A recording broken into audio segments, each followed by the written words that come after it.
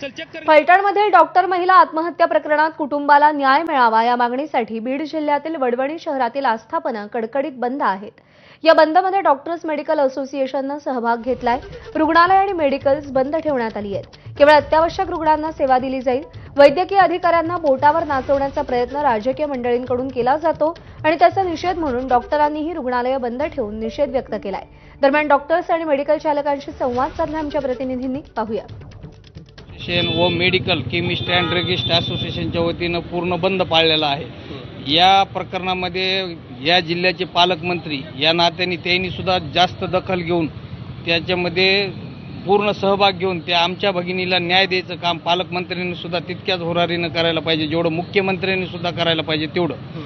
आणि ह्या भगिनीच्या न्यायासाठी आम्हीच म्हणून नाही तर आमच्या तालुक्यातील सर्व जनता रस्त्यावर उतरण ही वेळ येऊन देऊ नये हीच आमच्या सरकारला विनंती आहे। आम्हाला वाटतं की आमच्या ताईवर जो अन्याय झालाय तिला कुठेतरी वाचा फुटावी, ते प्रकरण कुठेतरी दुसरीकडे नेऊ नये, आमच्या ताईची बदनामी करू नये, तिला न्याय देण्याचा प्रयत्न करावा ही आमची सरकारकडे मागणी आहे।